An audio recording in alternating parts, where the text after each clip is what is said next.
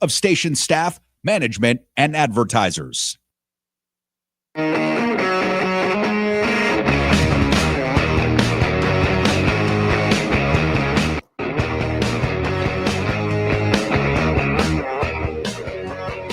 All right, what's going on, everybody?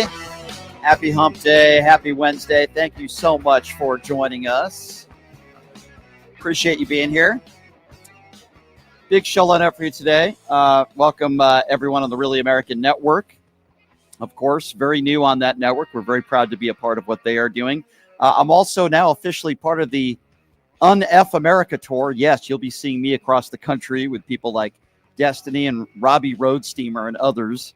So very proud to make that announcement. We have some more big announcements when it comes to this show coming up in the very near future, but it's an ever so growing show. We just passed 130,000 subscribers, and we appreciate you guys being here. There's a lot to get to. I don't even know where to begin with this Tulsi Gabbard, Caroline Leavitt presser. I mean, it was so off the rails crazy. It's so insane. We're going to have Parker Pannell, also known as Parker Get a Job. He's going to be joining us here in just a few minutes, and we're going to be chatting with him. And Parker's also agreed to take phone calls today. So this is a guy that I've been following on social media for a very long time. And, you know, I think of him very similar to the people at Midas Touch, like an Adam Mockler, who just did CNN the other day, and I thought he did a fantastic job. We need more people like the Adam Mocklers of the world. We need more people like the Parkers of the world. We need more younger people that speak truth to power, that do not put up with any BS. I've said that for years. I say that again. It's time that we stop being nice and we fight back. So I really appreciated my time with Destiny actually yesterday. That was a fun interview. I've always wanted to talk to him for a long time. Of course, we have Ron Filipkowski on the show every single week. Ryan Shedd, who is another huge left-wing podcaster, who has a new show that's going to be starting up soon. He's going to be joining us on the show tomorrow. So, you know, we have some of the biggest names out there, and always appreciate it when they take the time to join me. I mean, I don't even know where to begin with this press conference because it just ended. And Tulsi Gabbard was obviously not in Donald Trump's good graces. We know that. Several months ago, Tulsi Gabbard testified under oath that there was no evidence that Iran was furthering their nuclear capabilities. And then all of a sudden, Donald Trump said she doesn't know what she's talking about and she's wrong. And Tulsi Gabbard wasn't invited to any of the latest press conferences. She wasn't invited to any of the meetings where the press could offer to ask her questions. She wasn't making any public comments in front of the cameras. So we know that Tulsi Gabbard was not in Donald Trump's good graces. So what are they trying to do? They're going back to Obamagate to try to hide themselves, literally hide themselves from having to talk about the Epstein files. That's exactly what they're doing. This is a distraction. And by the way, when it comes to Obamagate, let me just speak some facts to you. There is no Obamagate. First of all, why didn't Donald Trump declassify these documents in his first term? I think that's a very fair question to ask. We know that Russia meddled in the elections. By the way, Marco Rubio admitted that. And we also know that there were 13 Russians that got a grand jury indictment. So is that all fake news? We know that Russia interfered in the elections. We know who they wanted to win in that presidential election. It is not fake news. There is no Obamagate. And even hypothetically speaking, if Barack Obama committed any crimes, and by the way, there's no evidence that he committed any crimes, but even if there was, he would have immunity. The Supreme Court ruled it. And then when Tulsi Gabbard was asked about that today in this press conference, she had no answers. Refer to Pam Bondi, refer to Pam Bondi, refer to Pam Bondi. They don't have any answers. So this entire press conference earlier today was about deflection. They don't want to talk about the Epstein files. They want this story to go away, which it will not. It will not go away. And what is even more troubling here is that they're covering for pedophilia. Let's call it for what it is, ladies and gentlemen. They are covering for the fact that Donald Trump is in these Epstein files. So to talk about this and a lot of other topics today, he's also going to be taking some phone calls. I've been wanting to get this guy in for a long time. I met him in Las Vegas, in June of last year when he was here for a Trump rally. And I really enjoy his stuff. And I know a lot of the fans of my show love his stuff as well. He's known as Parker. Parker, get a job. And he is one of the biggest TikTok influencers out there. And of course, he's on the right side of history. Parker, I am so glad to have you on the show, my man. How are you? I'm so glad to be on. How are you? I'm doing great today. Fantastic. Glad to be on. Hopefully everyone's having a good day so far. Yeah, I appreciate you being here, my man. I don't even know. Did you even have a chance to watch that press conference with Tulsi Gabbard and Caroline Levitt? Because I wanted to get your thoughts on that because it was so ridiculous. No, I've been busy all morning, so I'd love to hear what's been going on there. Well, let me get your thoughts on this to start, if that's okay. And I want to ask you, because it appears to me that this is a deflection, that Tulsi Gabbard is not in good, I guess you could say, what's the word I'm looking for? I guess she's not in good graces with Donald Trump, right? And it appears to me that they're spreading this Obamagate nonsense to try to deflect from the Epstein files, which I believe Donald Trump is all over. And we know that there is no Obamagate. We know that Russia did interfere in the elections. We know that 13 Russians were indicted by a grand jury. Even Marco Rubio admitted that. So I think this is deflection. Like, what are your thoughts on this? I think I totally agree with that analysis. I think that Tulsi Gabbard was sent off to do Trump's dirty work, to distract away from the Epstein files, because realistically, we can't explain this type of response if that is true. If Donald Trump is not on the Epstein files, he clearly would have dropped it by now. So it's seemingly that he's all over. I've also heard plenty of reports of like him telling agencies within the federal government to look for different mentions of Donald Trump within the Epstein files to try to remove those. So that's also interesting to look at as well, along with the fact that if it's true, if it actually is a hoax, a Democratic hoax, that wouldn't implicate any Democrats. Therefore, Democrats would have 100% released it. So this idea that like, oh, Democrats aren't releasing it because it is the case that it would indict them, right, would be all wrong if it's a hoax or a scam. So that's clearly a cover up on his app. You know, Parker, I agree with you. You debate probably more MAGA supporters than anybody that I know. And what is the excuse that you get from them? Because I would imagine you get into a lot of debates about this very topic. As you know, there's a lot of MAGA people that are very upset at Donald Trump. They want the files to be released. What is the excuse you get from your typical MAGA supporter that will call into your show? I think MAGA's really divided on this issue. And this is one of the first times where I've ever seen MAGA like this. You know, I debate people and I've seen the narratives. They all come at once and they almost have like an entire structure of all of them running like the same arguments. Like back when it was Biden and running for office, it was practically everyone that would come up. It was cognitive decline. But really, in terms of the Epstein files, I've seen a vast array of different things. Some people are still defending him, calling it a hoax. Others are saying, oh, both sides are on it. Therefore, like, it just doesn't matter which side I support. Still going to support Trump regardless. Some people just don't care. They seriously are like, oh, if he's on the Epstein files, I don't give a fuck. So there's a lot of different array of views when it relates to Trump supporters. I don't think that they're very much on a common approach. And I have noticed there are less Trump supporters, right, since we've heard specifically all of this about the Epstein files, them not releasing it. And there's a huge breakoff. I think the main breakoff is of the far right from the Republican Party. I think that center right Republicans are still like in line with saying like, oh, even if he's on the files, it's probably just him on the airplane. And he wasn't actually involved in any of like the child sex trafficking or anything like that, even though he was like best buds with Epstein for like 15 years, right? And said that Epstein's a terrific guy and he likes beautiful women as much as he does. Many of them on the younger side, right? So like, I think it's very obvious at this point, you should be able to put 2 and 2 together, but their cult-like support literally will not allow them to see outside of that, to be like, oh, he could be implicated in any type of way. Even if he says he'll date a 10-year-old girl in 10 years, like he can get away with anything. He could shoot someone on Fifth Avenue and they wouldn't care. That's true. And isn't it interesting, Parker, that so many people on the far right were calling Democrats the pedophiles. They were calling Joe Biden the pedophile who sniffs children, Hollywood elitists and, you know, pedophile rings and conspiracy theories. And meanwhile, now we have the guy who at one point was best friends with Jeffrey Epstein, as you eloquently pointed out, seen with him at parties, at his wedding, everywhere, on his flight log 6 times. In fact, we know that Epstein flew on Donald Trump's private jet. But yet some in the MAGA world are saying, hey, there's nothing to see here. Even somebody like Mike Johnson, who has been talking about child trafficking forever. And by the way, I'm on his side. If there's anybody out there that's involved in child trafficking, I want them to go to jail, held to the highest extent of the law. And now it appears to me that he and many others are covering up for Donald Trump, knowing what's in those files.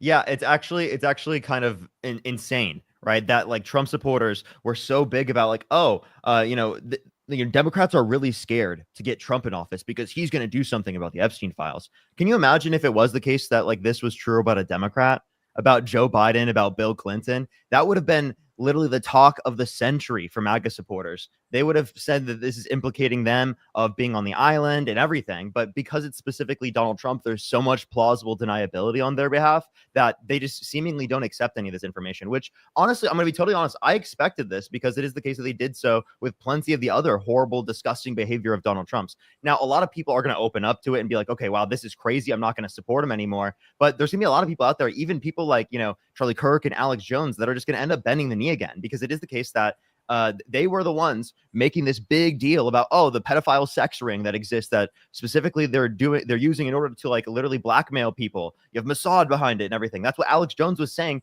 for like literally the past 20 fucking years. And now apparently he's just going to believe Donald Trump. Yeah.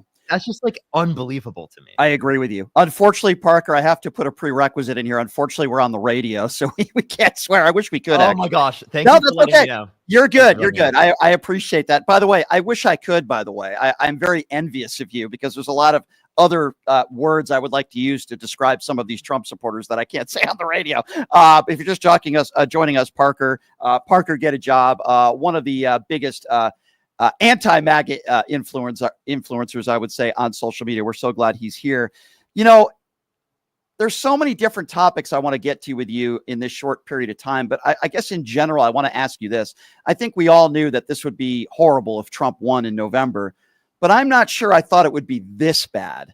I want to get your thoughts on this, just as far as immigration and people not getting due process, these tariffs that he's done. The war in Ukraine is worse off now than it was on day one. We got into, in my opinion, an ill-advised war with Iran. The economy is struggling. We're probably headed towards a recession. There's a lot of things I named there, but did you think, Parker, that it was going to be this bad and chaotic? I knew it was going to be horrible, but I didn't think it was going to be this bad. And I really do apologize to any of the listeners. I really apologize. I'm used to doing that on my stream. You're good. Don't worry about it. I'm so sorry to any of the listeners. That's but okay.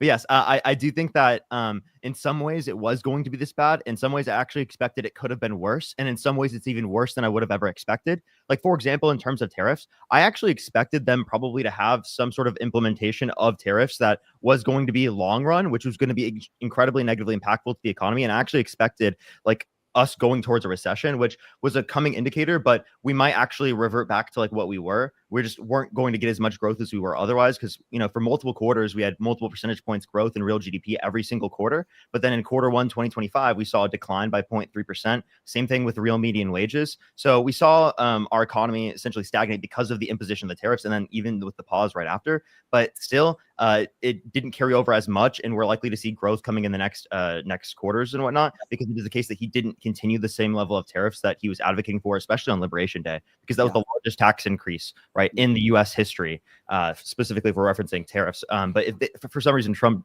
and MAGA never want to talk about that, it's pretty interesting. True. Parker, what scares you the most about the next 3.5 years? We're forced, with Donald Trump being the leader of the free world. I'm just wondering, there's a lot of different topics here that I'm sure concern you, but what bothers you? What worries you the most?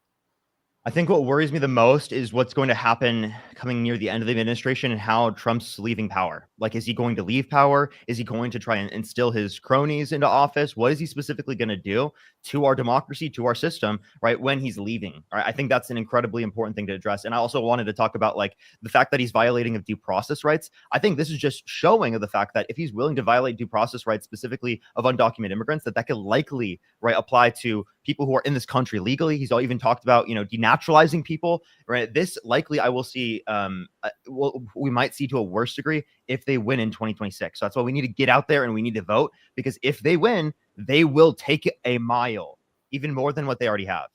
That's a really good point. Parker, you have so many videos that have gone viral, but I do want to specifically talk with you about Charlie Kirk. Yeah, you have this for lack of a better term, run-in with Charlie Kirk, where you really only have 60 to 90 seconds. And clearly you can see he does not want a piece of you. He does not want to debate you. He does not want to talk to you. He doesn't really want anything to do with you. He wants to debate a bunch of these 18 and 19-year-old liberals on college campuses that obviously don't have the intellect, or with all due respect to them, or the knowledge that you have. Can you talk to me about that experience and why you think that the Charlie Kirks of the world just want nothing to do with Parker? I think it's because I give him a hard time and I don't let him spread his propagandistic message, right, as easily as, say, other people do. Now, granted, when it comes to like the Jubilee scenario, right, there's only like a few minutes. A lot more interruptions like have to occur in order for me to be able to get my point out there and me to be able to hold him accountable on certain points. I mean, he was just lying and making ridiculous points. Like, we had the lowest point of carbon emissions in human history. You know, at that point, I feel like almost like an obligation to cut someone off in that circumstance because it's so wildly false. But when it comes to like the Jubilee format, right, I really wish that I could have had a longer form format to be able to debate him, because when I caught him off guard at CSUN, California State University, Northridge, I only got like a few minutes there and then he kicked me out. I saw that. It's seemingly that he won't debate me in any type of long form setting, because it is the case that we'll have to go really deep into these issues. We'll have to talk about religion. We'll have to talk about how he influences that in terms of his political beliefs, and then go deep in terms of his particular economic views, because the economic views of Donald Trump are extremely weak. And he knows that I have an econ degree. He was even complaining about it on the George Janko podcast about like how he was expecting meandering kids after a college class. But then like when I came and I was like, you know, I have a degree in economics, you know, and I was actually like knowing what I'm talking about, he was caught off guard. But he said I was like, I had a master's or something. I was literally, at the time in which we recorded that, I was like a few months graduated from college with a bachelor's at that point. So I had just graduated. I was a college kid. It just seemingly he just doesn't want to debate smart, educated, and in tune with college kids that can debate him on every single point that he brings up and call him out for his bull crap. And this is the same guy, correct me if I'm wrong, who has a high school diploma, who dropped out of community college, and he's trying to attack you for your education, which I find utterly ridiculous. You know, I wanted to ask you this because I've always seen you as a genuine person. I don't believe you say anything on your show, and you have a ton of content, right? You have like 6 hours a day of content, which is an enormous amount of content. I don't feel like you say anything to get ratings or to make money. You're genuine with your opinions. And I feel like a guy like a Charlie Kirk, or a Candace Owens, or a Matt Walsh, these types of people, a Jack Posobiec, who I debate on Piers Morgan all the time, I feel like they're not genuine at all. I don't feel like they believe the things they say. I believe they're just taking their paycheck and making money. I wanted to get your thoughts on that. Do you really believe that the Candace Owens of the world and the Jack Posobiecs of the world and Charlie Kirks actually believe the things they say on a regular basis? When it comes to people like Charlie Kirk, I actually really don't believe that he like really believes fully what he says in all circumstances, but I would say he believes a lot of what he says. It's within certain thresholds. So they obviously can, you know, say what they want, believe what they want, but then they have influences from other people to say specific things because they're a part of like the quote unquote MAGA movement. That's why Charlie Kirk originally was saying stuff about like, oh, we need to drop the Epstein files, and then caved to Trump, and you know, like sort of that type of response. He probably got a call, probably got some sort of response from the Trump team, right, in order to be able to talk that a certain way about the Epstein files to try to get them to go away. So a lot of them, I would say that they're just political propagandists. They do it for a check. They're doing whatever is going to be best for their party in their own eyes, which actually is antithetical to like his Christian beliefs, for example. But I don't even know how much he really holds to that, or if it's just specifically like, you know, political game, just like with Donald Trump. You know, you're at a point now where wherever you go, you're going to be recognized. And I'm wondering, do you ever worry about your safety? Like when you go to a political rally, when you speak to MAGA supporters? Because I got to be honest with you, these days when I go to these events, I get a little worried. I mean, have you ever been in a situation like that before? And do you worry about that? So yes, like I actually worry a lot about like my girlfriend and like people in my life, my family. Being like targeted by people on the internet that more than I would care about like me specifically. But even then, like for example, when I go to like protests or I go to rallies and stuff, I'm not going to be streaming on the internet. You know, I see a lot of other streamers do that, but honestly, I don't think that would be like safe to do, especially in such a big city with all of the people that dislike me on the internet. So yeah, I definitely am concerned about that and worried about that. And I always try to show up to things unannounced so that it is the case that people don't know where I'm going to be. Yeah, I feel the same way. I'm wondering how you do this. And what I mean by that is, you know, if I have like 2 or 3 MAGA callers in a row, which happens, my brain wants to explode. And people say, Brian, you're so patient. Well, I'm really not. You're doing this 6 hours a day and prominently, right? You're debating MAGA people. I'm wondering mentally, how you're able to do it day in and day out with these same MAGA supporters. And I'm just going to be honest, so many of them extremely ill-informed and uneducated. How do you have the patience, I guess, to do what you do every day? I really love what I do, that I can affect the world in a positive way. I really believe in what I'm doing, and I think that I'm doing something that is good. And I think it comes from, like, I mean, I did this before I had any viewers. Like, I literally would go on Omegle and debate people randomly on the internet because I'm genuinely interested in these types of topics. I wanted to learn myself. And I also, like, I want to be able to take that information, that genuine approach, and I want to be able to show that to other people. I want to, like, be a good role model for people, you know, and I think that that shows, like, really good for society. I think it's really good for men to especially have, like, good and positive role models within their communities, especially younger men. So, like, I think that those things are all really important. So I really, really, really believe in what I do.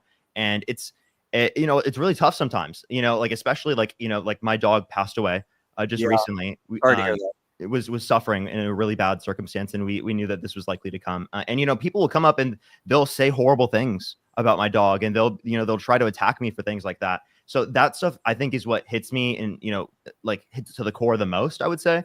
I've become very accustomed to dealing with MAGA callers and people who are having insane views. And I've really been trying to work on my patience in the long run. I've been taking from people like Alex O'Connor on, you know, trying to be more patient. But, you know, I obviously have my circumstances and times where I'm not as patient as I should be. But obviously, like, you know, there are, you know, insane people that I talk to on a daily basis. So that's expected.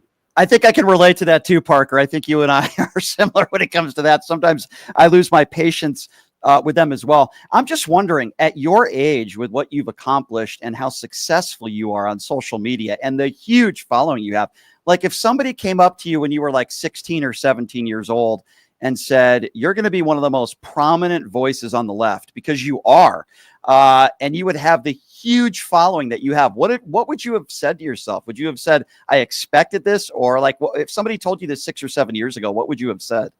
I definitely wouldn't have expected, especially because at that time I was a Trump supporter. So I was a Trump supporter in high school. So I definitely wouldn't have expected to have alternative beliefs than I had at that specific time.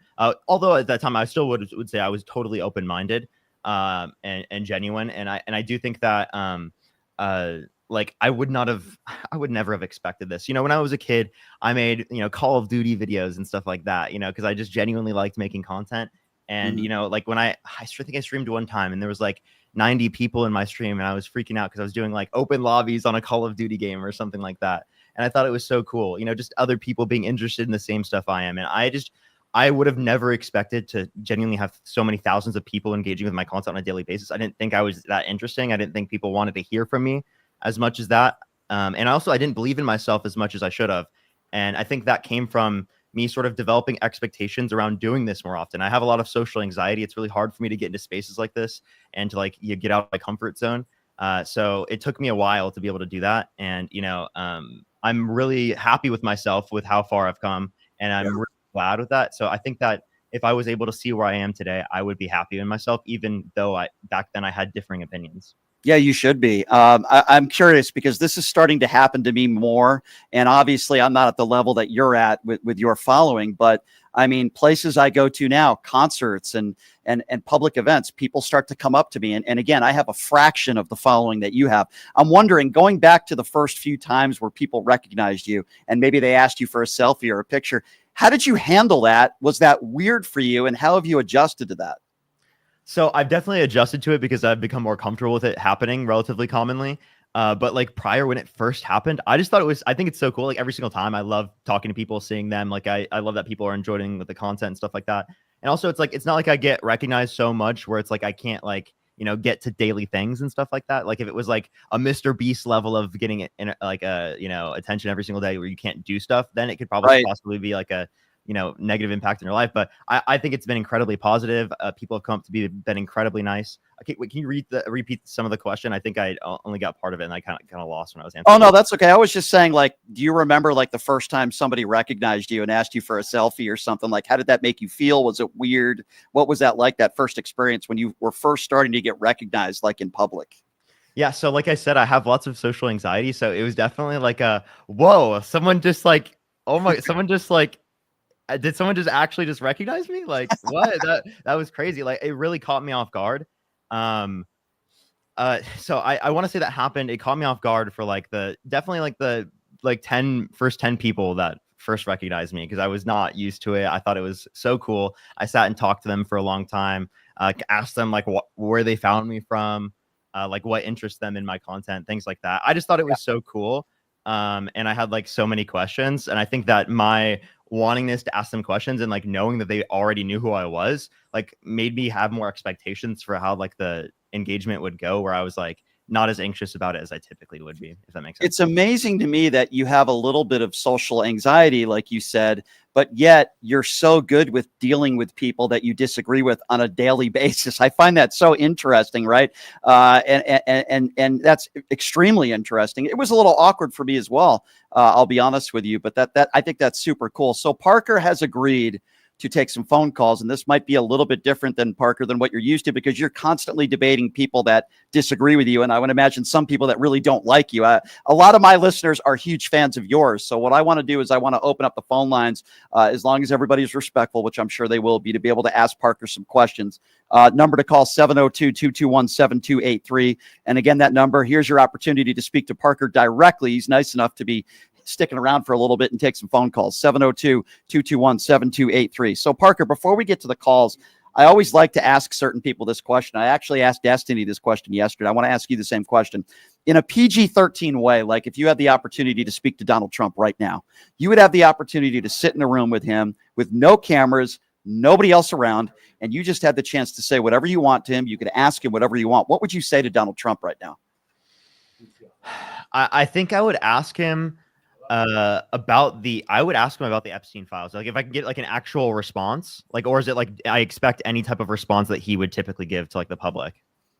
That's interesting. Yeah, I get a lot of different responses from a lot of different people, but that would certainly be a question that I would absolutely like to ask him. And I would say, do you really believe that you won the 2020 election? Because Parker, I think he knows he lost.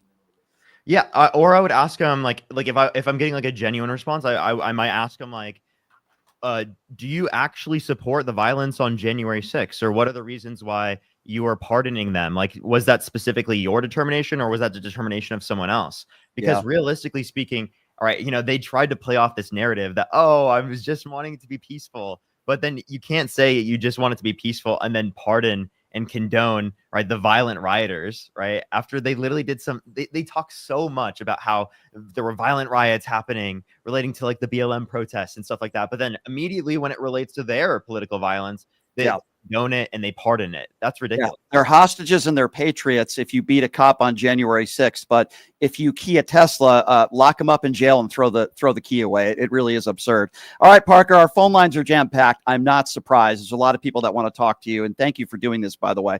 Let's start off with Efren. Efren is first. Hey, Efren, you're on with Parker. Go right ahead. Hi. Hello, what's up? I don't know if you remember me. It was like a whole year ago this conversation happened. We had run the vegan argument, named the trait, and a conservative bit the bullet and said he would be okay with unaliving people that were mentally disabled. And we had canceled him over that. But I believe recently, in your response to like what separates us between like animals and humans, you had said, I provide the conjunction of human with past or present subjective experience. I value animals, but it's very distinct from the value I place on human beings, because human beings are species that meet a particular threshold of rationality, which sounds similar to the answer the other person gave. So like, what is that threshold of rationality that humans are meeting? Yeah, so you're referencing older millennial who's like a MAGA grifter who said it's okay to throw mentally disabled people off a mountain. So like, I just want to clarify, like when I'm saying that the species is granted, when I'm speaking into it, it like reduces the volume on my mix amp.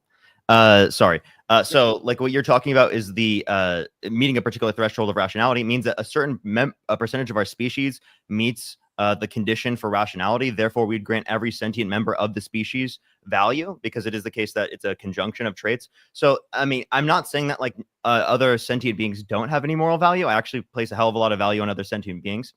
I'm very open to vegan ethics, and especially, but like my view is something a vegan can actually accept themselves, right? Like just because it is the case that you're vegan doesn't mean that you believe that humans have the same level of value as every other sentient being. Like you can still see a distinction in value amongst humans and non-human sentient beings, but then also say that you're vegan. See, this is why Parker's IQ is probably 4 times higher than mine. But as long as I'm smarter than Marjorie Taylor Greene, that's really all that matters. Thank you for the call, Efren. 702-221-7283, the number to call. Let's go to Shelly. Shelly is next up on PTL. Hey, Shelly, you're on with Parker. What's going on? Hey, Brian. Hey, Parker.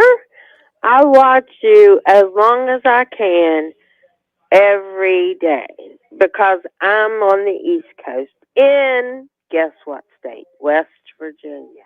But no, you, Brian, Dean, and the Midas Touch is what I watch every day. And you are so smart. I'm 57, and I don't have that many brain cells, honey. I'm losing them every day because of the MAGA supporters I debate. What, honey? I said I'm losing them every day because of all the MAGA supporters I debate. No, you're not. No, you're not. Well, thank you, Shelly. I concur with you, Shelly. Parker's awesome, and we appreciate you calling in. And maybe this is a nice change for you, Parker. Once in a while, it's nice to get some compliments with all these MAGA idiots that you have to speak with every day. 702-221-7283. Let's go to Brett. Brett is next up on PTL. Hey, Brett, you're on with Parker. Go right ahead.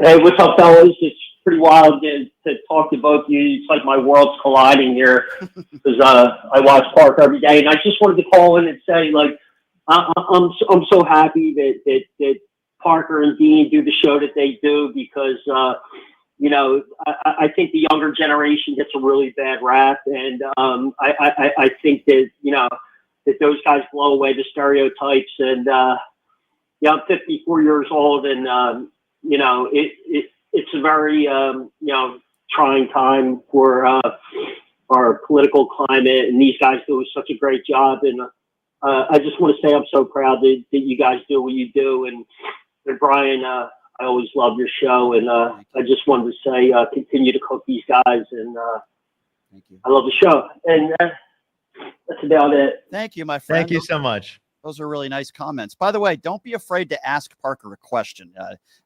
He'll answer just about anything. 702-221-7283. Let's go to Dave. Dave is next on PTL. Hey, Dave, what's going on?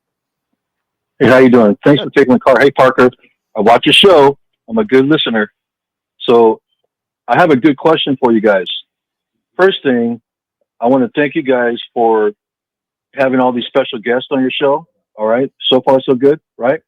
And, you know, the more that you guys, like, maybe you'll have, who knows, Brian on your show, Parker, or whatnot, and so forth. You know, the stronger, the more guests that you have on each other's show, the more the Republicans get really pissed off, you know, when they see that, because that means that they're scared of the midterms when you see all these guests coming on each other's show like that. And they're really pissed off when they see that. But I have a good question for Parker, though. Okay, go ahead. A good question, Parker. Go ahead. No, go ahead. Ask Parker. Yep. Parker, you have another person that you actually know, right? A friend of yours that's on the show, right? Do you mean Dean?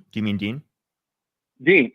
I saw Dean. How's he doing? Because his heart fluttered. Remember, he was on the air. Mm-hmm. How's he doing? He's been doing a lot better since then. Heart. Yeah, he's actually been in LA here recently, so I got to see him here recently.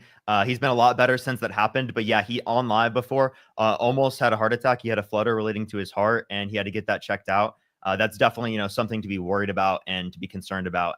You know, it's actually not common very much for, you know, especially for men his age to have that type of response, at least to my understanding. So definitely something to, like, you know, be concerned about and to keep looking through.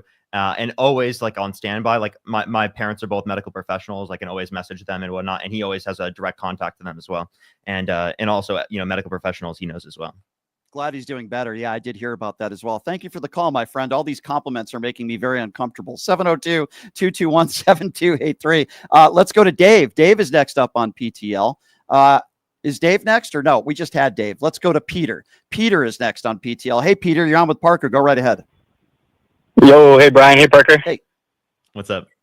Hey, first of all, Parker, we need a shirt that says "It is the case." Putting it out there right now.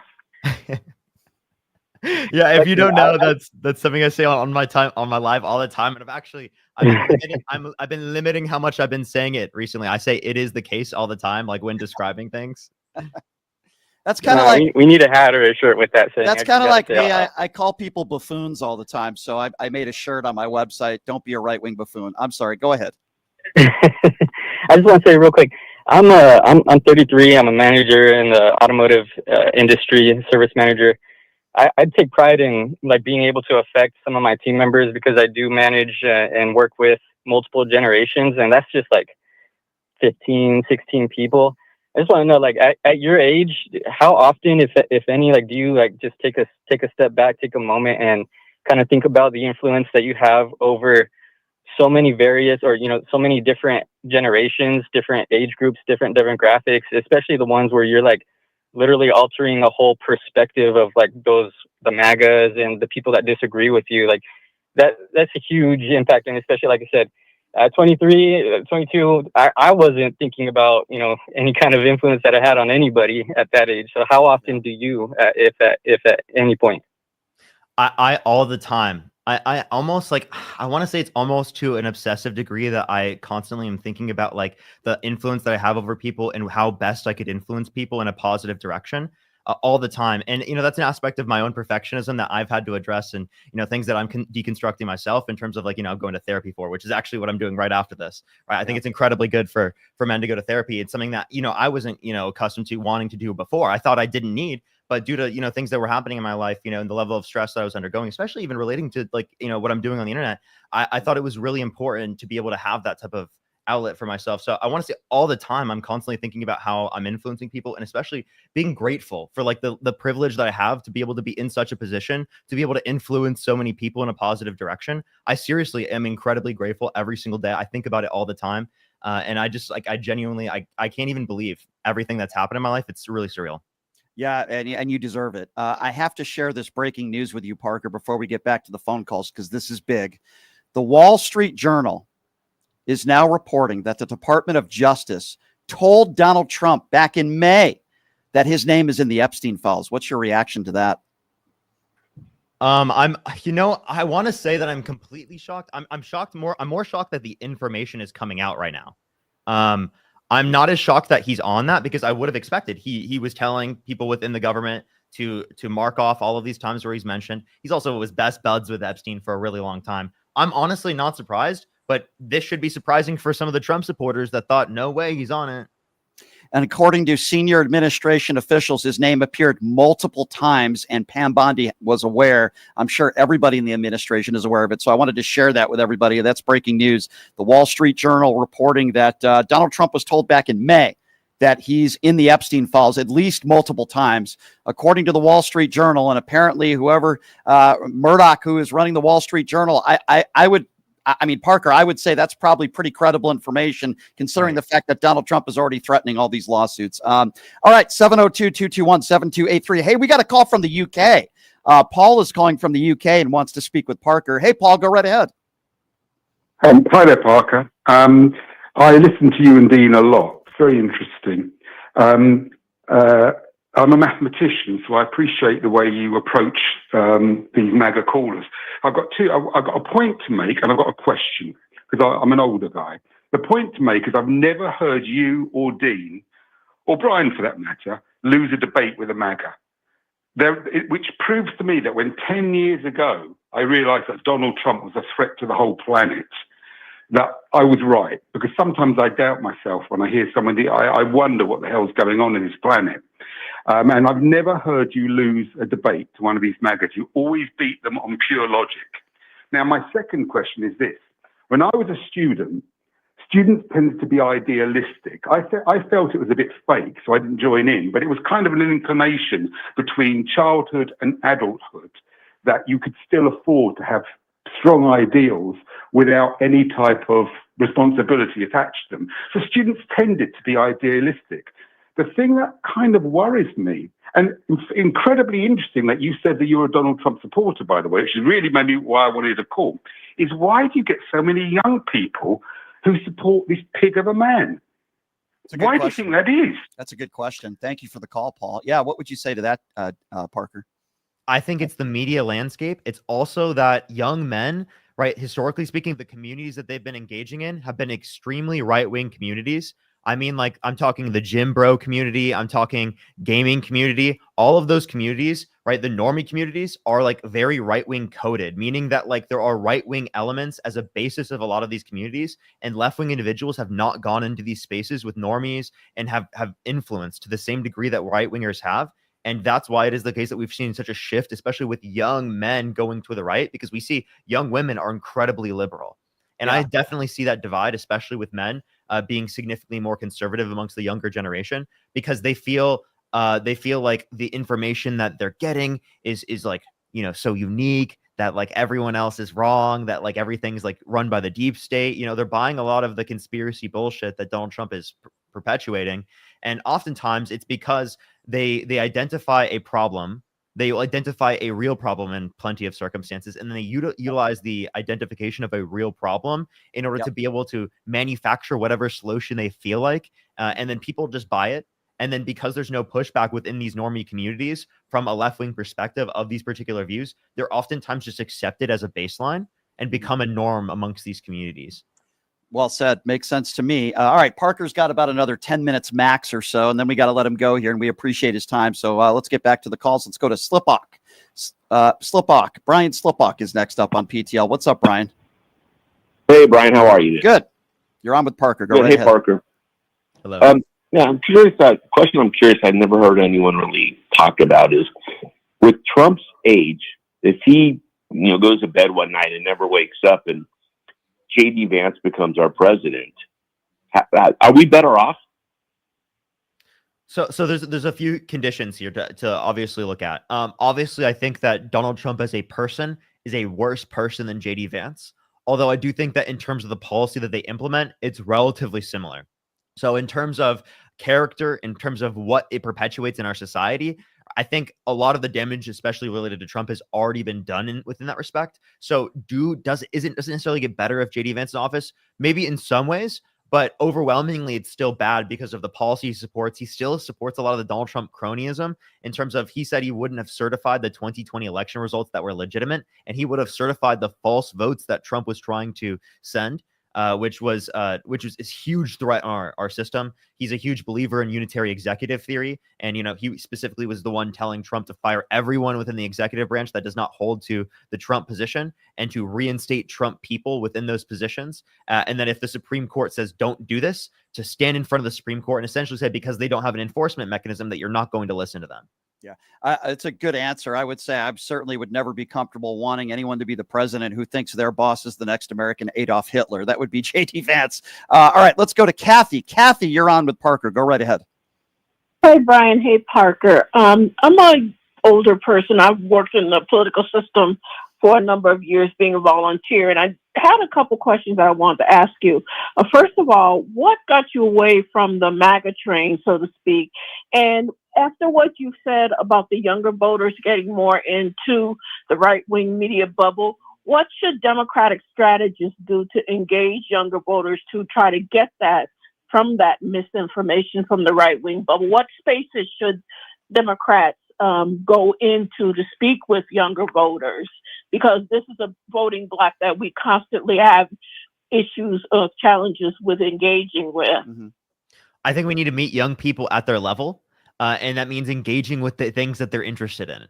So that means, like what I was saying before, like in terms of engaging with normie communities, engaging with the debate community. Like I think specifically what I do on TikTok in terms of engaging with the debate community, it's extraordinarily a younger audience than what we see on YouTube. YouTube is way older, which is obviously important to engage with older voters as well. But if we specifically in terms of younger voters, right, if we want to address them, we got to go to where they are. Where are they at? TikTok. Where are they at? Instagram. They're out in specifically certain social media platforms. So we need to be clear with where they are and to sort of go on that sort of level with them. Like, for example, like I'll give an example. My girlfriend watches a YouTuber called Slushy Noobs, right? They're like just a straight up normie community, not very politically oriented, but have some sort of element of it sometimes. But those are the types of communities we need to be going into and politically activating young people that are liberal leaning already, right? That just aren't out there voting. We need to be activating them. Yeah. So yeah. Go ahead. You were saying? No, I was just saying that's one of the big reasons why Kamala lost. In my opinion, there were too many people that sat it out. Right, Parker? Yeah, like a lot of young people sat out, and that I think that there does feel like a divide. Like it seems like people who are older aren't listening to young people, and from the young people perspective, they don't felt like they're listened to, and oftentimes that might be like why they feel like a disconnect and they don't feel involved in the political process. But also part of it's that we just need to get them involved in the political process by making it entertaining, right? By making it relevant to pop culture, right? Which are things that we're doing a really good job of, like especially in the context of the social media space. And I think that like my platform does a really good job with as well. Absolutely. And it's something I want to perpetuate even more within other spaces because I realistically, I can't just do it myself, of course. Mm-hmm. Yeah, we need more people like you. There's no question about that. Ava is next up. Ava is next up on PTL. You're on with Parker. Go ahead, Ava. Hi. Oh my God. I'm just gonna be so honest. I'm panicking. Me and my mom listened to you guys, and I just told her, I'm like, I'm gonna call in. I'm gonna see if I get in. And wow, I'm on. But I was wondering. So I am a minor. So how can I help others around me realize help me, I'm panicking. How do I help others realize how can she get involved? How can I get involved? Good question. First thing I would say though is stay away from Donald Trump. I'm sorry. Go ahead, Parker. I digress. Yeah, that's one thing. Secondly, as it relates to this, I think that a good way to get involved into politics is by talking within the context of your schools, right? Engaging within your classes. If you have a civics class, right? Talking to other people within the audience, or not audience, in the classroom, like when it is like the teacher asks questions, like bringing up certain things in that type of way. Engaging with the other friends to go out and protest in certain ways in which you guys are best at, right? It could be making, art. It could be, going on the internet and doing, say, comedy, and then having those different types of left-wing influences within that comedy. There's so many different things that you can do that you can involve yourself in terms of protesting, getting people to go vote electorally, that don't just mean debating people about politics on the internet. That's specifically what I'm good at and what I am want to do every single day. But for other people, right, it could be they are specifically good when it comes to playing video games, right? And then they want to have a left-wing influence in the context of video games. Really important to have, again, people in those communities that have those particular views. Yeah, well said. We only have a couple more quick minutes here. We'll try to squeeze in a few more calls. Let's go to Mark. Mark, you're on with Parker. Go right ahead. Hey, Brian. Hello, Parker. Just let you know, I'm 60 years old. I'm a veteran Army medic, and I listen to your show. I don't comment much on your streams. Every now and then I will. My tagline is U.S. Army Combat Medic, and I as a younger person, I admire you for what you're doing. I really do, and I see and notice a lot of callers are right around your same age as yourself, which is a good thing because you're relating to them and you're showing them the facts. And one of your better shows was when you had the friend of E. Jean Carroll actually started turning around a woman who had called in that didn't believe that Trump was guilty of sexually abusing her because she couldn't comprehend it. And your friend and yourself turned her around and said, well, I got to go deeper. I didn't know this. I didn't know that. But I do have one criticism, a positive criticism. The one thing I would like to mention is that your show's great, but I do notice that sometimes when the politics starts getting back to the 60s and the early 70s, you're not really bringing out everything. For instance, when a guy started ranting, I started following politics when Reagan. Right then and there, you should have said, well, Reagan, who started borrowing money from Social Security, who supplied arms to Osama bin Laden with the Iran-Contra scandal and sent Colonel Oliver North to prison. And by the time the conversation was over or the interview, Reagan didn't even know his name. Well, I will say this in Parker's defense, he has a better idea of history than certainly I do. I was born in 1980. I'm very old. Parker was born 20 some odd years later, but go ahead, Parker. Yeah, so obviously that's definitely something that I want to keep doing a deep dive on is different points in history. Like, for example, I think what you might be referencing is the person recently bringing up Jimmy Carter, right? And I'm actually not as familiar with Jimmy Carter's presidency. In relation to Reagan, though, one of the points that was brought up recently on my lives was the fact that actually he had relatively open border legislation relating to immigration, and actually was actually had visa programs and asylum programs.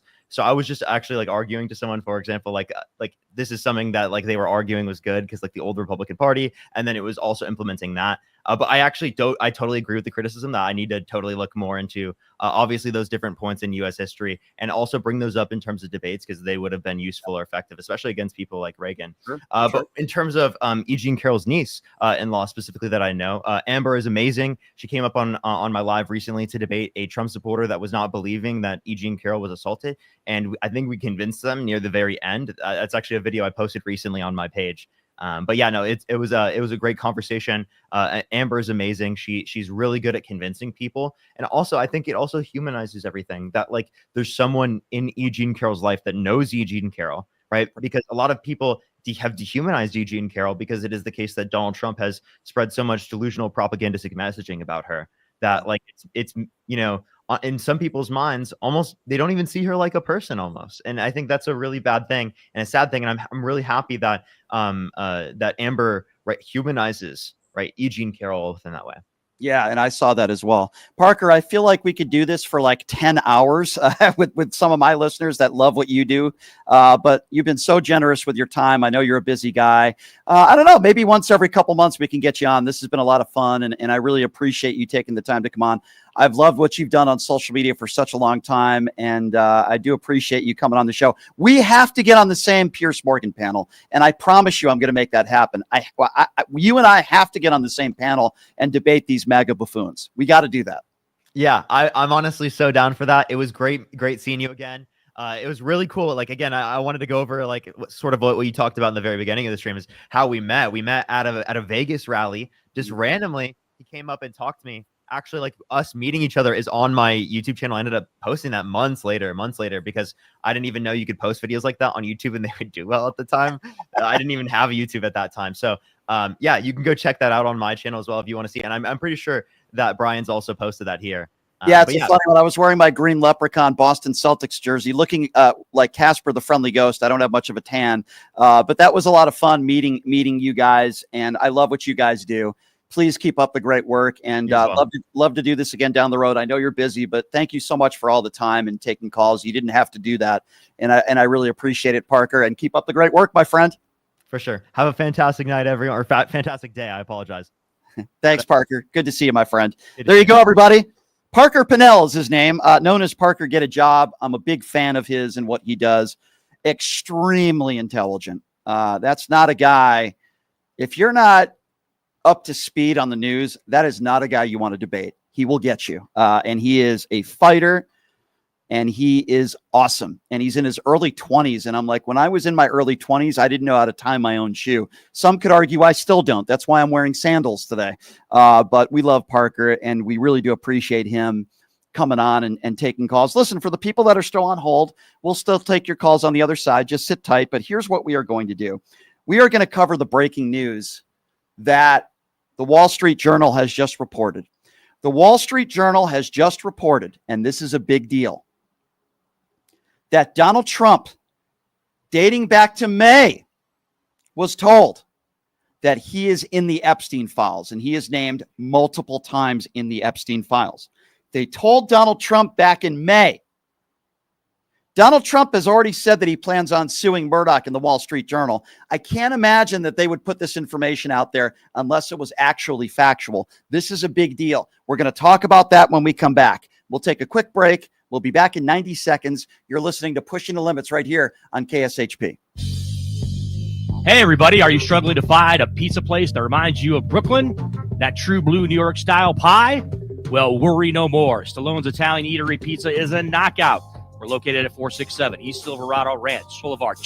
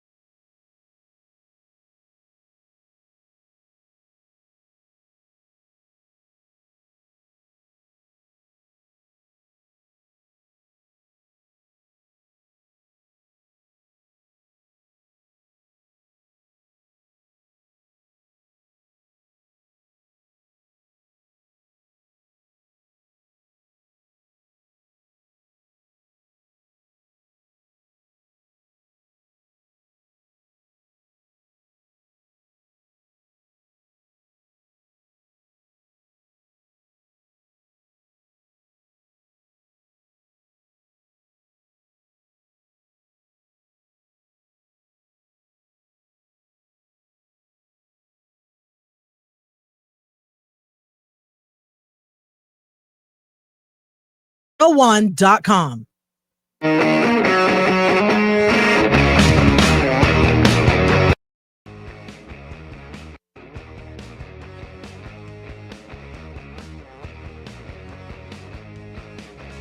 All right, welcome back. It is Pushing the Limits on a Wednesday. Boy, do we have a lot of breaking news to share with you right now. It seems like everything explodes during this program. We thank Parker for coming on, by the way.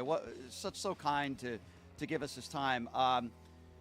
But there's a lot of new information that is out now, and we're learning that the U.S. Attorney General told Trump that his name is among many in the Epstein files. We're also learning, according to the Wall Street Journal, that back in May, Pam Bondi and her deputy informed the president at a meeting in the White House that his name was in the Epstein files.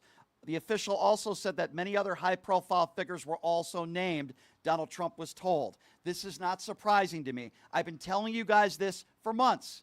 I've been telling you guys this for years, that Donald Trump was in the Epstein files, and all these MAGA buffoons out there, all of you who were saying Joe Biden is the pedophile, all of you out there that were saying, all you people on the left, the elite Hollywoods, they're the pedophiles, they're the ones in the Epstein files. Well, guess what? Donald Trump is in the Epstein files, and he could sue me too, because that is what the Wall Street Journal is reporting, and that he was told back in May that he was in the Epstein files, and that's why he doesn't want to talk about it. That's why he doesn't want to release it. That is what the Wall Street Journal is reporting, and I guarantee you it is factually accurate. I guarantee you. The Justice Department told Donald Trump in May that his name is among many others. By the way, I want all those other people held to account too. Never have I ever said we should protect anybody in the Epstein files. I don't care whether it's Donald Trump or Bill Clinton. I don't know if Bill Clinton is in the Epstein files, but guess what? We know Donald Trump is. This story is not going away. I will not let it go away. You shouldn't let it go away. And now Donald Trump is exposed. That is what we have learned, ladies and gentlemen. I told you this was going to happen. There is no escaping it. Pam Bondi knows it. Dan Bongino knows it. Kash Patel knows it. Everybody in Donald Trump's administration knows it, and everybody in the MAGA world knows it now. Donald Trump is in the Epstein files. We will never probably see those documents so long as Donald Trump is president. He doesn't want you to see the documents. Now the question is not whether he's in the files. We know he's in the files. Now the question is, what did he do? Did he have sexual relations with young girls? Wouldn't be surprised. Was he recruiting young girls? Wouldn't be surprised. Was he and Jeffrey Epstein having sexcapades with underage girls? Wouldn't be surprised. Now we have to see what's in the files. The question is not, is he in the files? The question is, what did he do with Jeffrey Epstein now? We know he's in the files. But all you MAGA bastards out there want to say that everybody on the left, they're the pedophiles. You voted for a pedophile. You voted for the guy that's in the Epstein files. You voted for the guy who was best friends with Jeffrey Epstein. You voted for the guy. His own members of his administration promised the Epstein files would be released. We knew. Why did they release the MLK files the other day? Why are they trying to deflect? Because they don't want you to know the truth, which is Donald Trump, his name is among many in the Epstein files. Period. And the U.S. Attorney General told Donald Trump that back in May. He is all over the Epstein files. I told you that this was going to happen.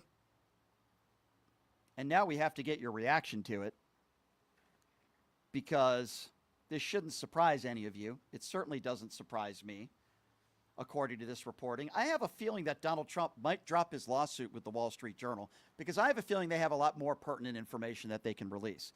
Donald Trump is in the Epstein files, according to the Wall Street Journal, and it gets worse because Donald Trump was notified about this back in May by the U.S. Attorney General.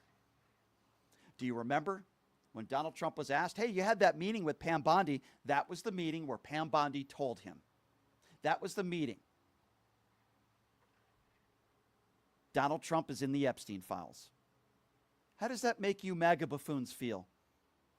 You support and you voted for a guy who's in the Epstein files. You guys talk about child trafficking. And now we've learned the House Oversight Committee has subpoenaed Ghislaine Maxwell. She has been subpoenaed. Maxwell wants a pardon. I can't imagine she's going to be spilling the beans on Donald Trump. But what we know now, and I will stand by this from the Wall Street Journal's reporting, is that Donald Trump is in the Epstein files. And for all you people out there that voted for Donald Trump, I ask you this question. How do you feel about your vote now? How do you feel? Of course, we do know that a federal judge in Florida has denied the DOJ's request to unseal grand jury materials. But here's the thing, ladies and gentlemen. The grand jury materials is a nothing burger. It's less than 1% of what's in the files. Donald Trump is in the Epstein files multiple times. According to the Wall Street Journal, he was told about this in May. Donald Trump will never get these files released, not under his watch. But you get a Democrat that wins the presidency in 2028, we're going to learn the truth, and we are going to know what we already know, is that all of you idiots out there that voted for Donald Trump, you voted for a pedophile. You voted for a guy who's in the Epstein files. That's why he won't release all of them, period. And this grand jury testimony is less than 1% of what is actually in the files. Donald Trump is in these files. And not only is Donald Trump an adjudicated rapist, but I personally believe that Donald Trump has also had sex with minors. And maybe that's something he has in common with Matt Gaetz and the reason why he wanted Matt Gaetz to become the Attorney General. It's all starting to make sense now, isn't it, ladies and gentlemen? It's all starting to make sense. Number to call if you want to be a part of the conversation, because I want your reaction to this. And if you're a MAGA supporter or somebody who voted for Donald Trump, how does that make you feel to know that Donald Trump is now in the Epstein files? How does that make you feel? You voted for a pedophile. 702-221-7283. Let's go to Brian. Brian is next up here on PTL. Hey, Brian, what's going on? How you doing, Brian? Hey. It's your friend from Texas. Hey, listen, man. I'm just going to be real with you. I don't care. You're telling me something. I mean, not that you're saying it, but I'm saying I don't care as a black man because we already knew this. We knew this already. It just sounds so beautiful. It's like music to my ears when you say it the way you do, because nobody says it like you do. But I already knew all this. But anyway, what I was talking about was yesterday, you had an idiot. Normally, I don't give two craps about these idiots in the chat. But there was somebody in the chat yesterday that was giving Darlene a hard time. And I hope she's somewhere on hold, waiting to talk. I just want to let her know we've got her back. Mm-hmm. You know, this fool that has a TFS so bad, he ain't talk. All he does is talk. If he a talking contest, he'd win hands down. It's always the ones that do all this talking, but don't have the cojones to show their real face on the profile. It's always a picture, a cartoon, something stationary. We don't give them no play. We don't give them no play because I know if they were in my face, they wouldn't say nothing. 6'6", 340, U.S. Army veteran, they wouldn't say nothing to me in my face. So, like you say, all they are just keyboard gangsters. That's all you do. So just keep on tapping, puppet. Keep tap dancing, puppet. Yep. I agree with everything you just said, my friend. I understand what you mean by I don't care because you know who Donald Trump is already. I understand what you're trying to say, but certainly I care because now it proves what I said on the Piers Morgan show. It proves what I've been saying on this show for years. It proves what I said on my last show. I said that Donald Trump is in the Epstein files. I've been saying it for years, and people were calling me a liar. People were saying Joe Biden's the pedophile. It's the liberals that are the pedophiles. I've been saying this for years. Donald Trump is in the Epstein files, and now it's come to fruition, ladies and gentlemen. Geez, I wonder if Donald Trump is going to deny this too. I'm sure he will. Release the files. Release the files. 702-221-7283, the number to call if you want to be a part of the conversation. Your reaction to this. Let's go to Josh. Josh is next up on PTL. What's up, Josh?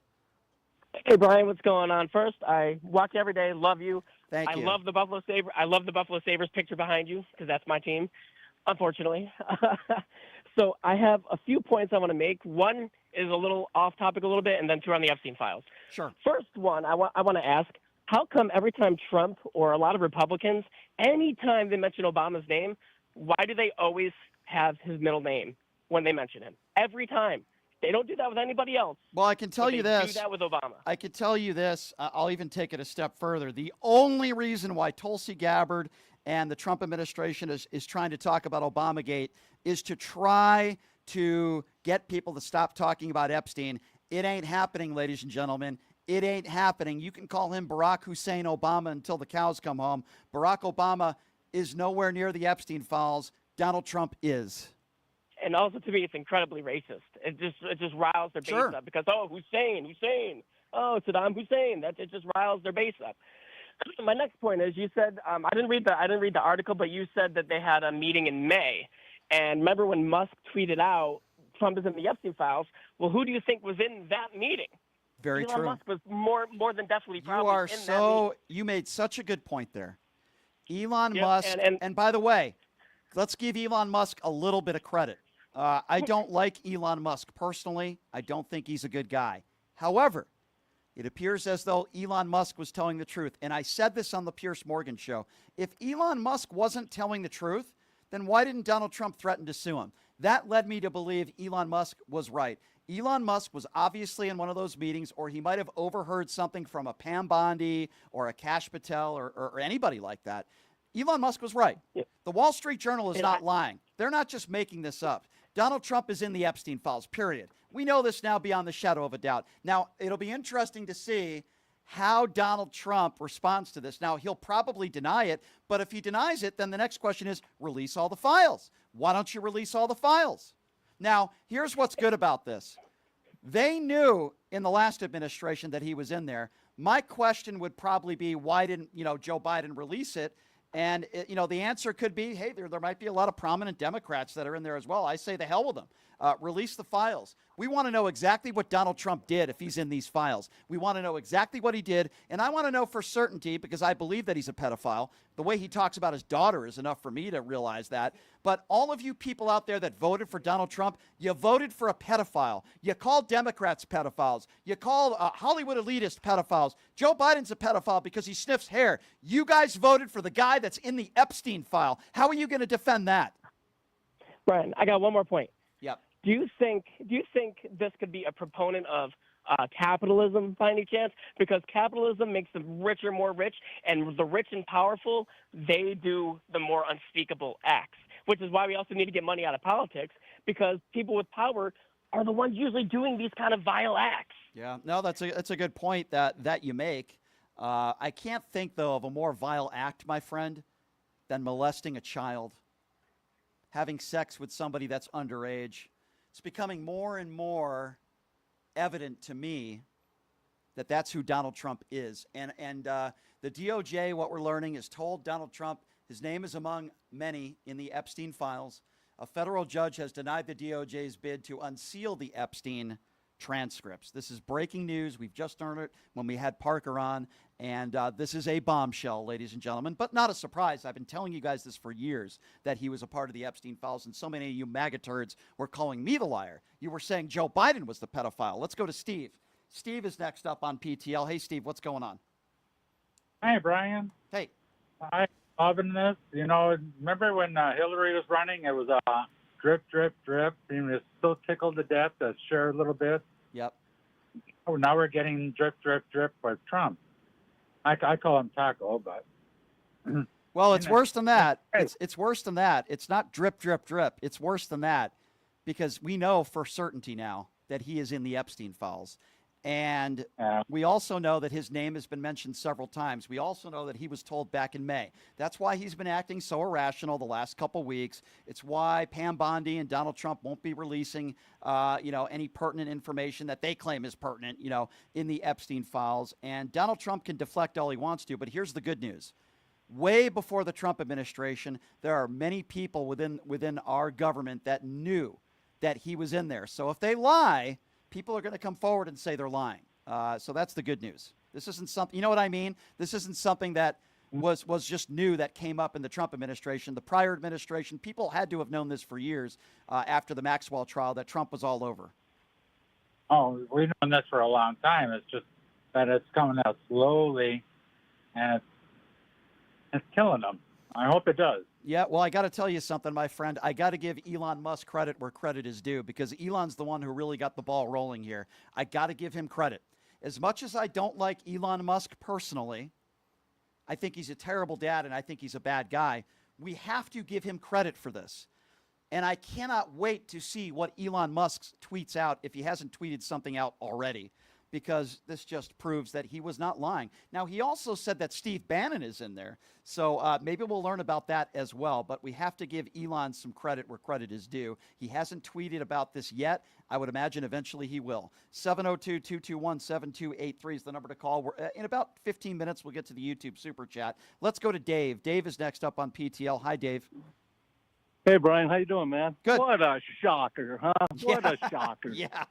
Come on, man. Everyone, not only is he in the files, he's worse than Epstein. I don't care what anyone says. Everyone knows this. And another thing, he's going to get away with it. You watch.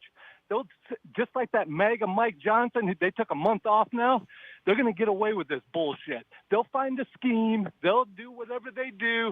They're gutless-ass Republicans. I'm telling you straight up, man, they're going to get away with it. Let me be very clear on this, my friend. Anybody who voted for Donald Trump voted for not only an adjudicated rapist, but in my estimation, a pedophile. He's in the Epstein files. But they want to talk about immigration, and they want to talk about tariffs, and they don't like the Democrat policies. You literally voted for a pedophile rapist. How do they defend this? How do Republicans on Capitol Hill defend this? I think, look, okay, so listen.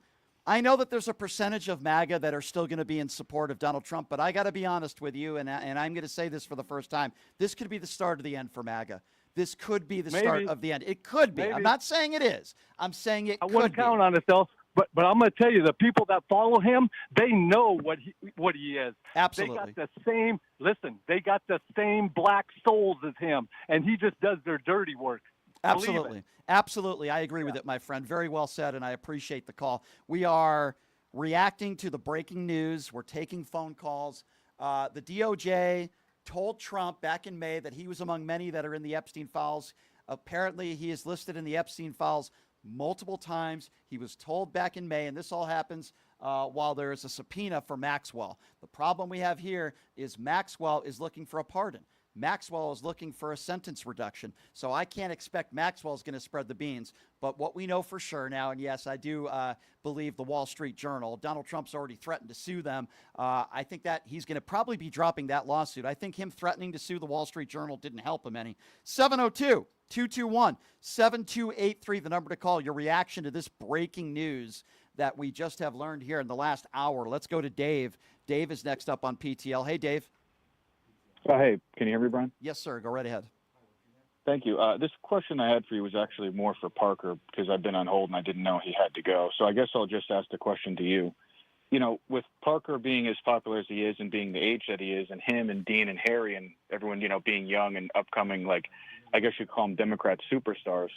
And this is, again, more for Parker, but in your estimation, do you really think that those kids are actually going to be able to draw in all the young male voters that the Democrats lost last year in the election? So I'm not Parker, so I'm not going to answer that question. That would be we don't more have to speak for him. That would be. I don't know. I don't speak for Parker, but you speak for yourself. So I think, and I can try to answer that. But I think a more pertinent question that I would like you to answer is: you're somebody that voted for Donald Trump. Do you regret your vote now? Now, assuming this reporting is factually accurate, which I have no doubt that it is, that Donald Trump is in the Epstein files, will you admit that maybe you shouldn't have voted for him?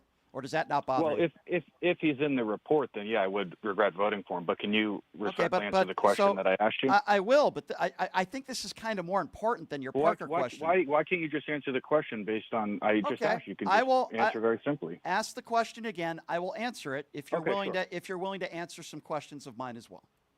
Fair enough. Sure. Okay, go ahead. Ask it again. Go ahead. Absolutely.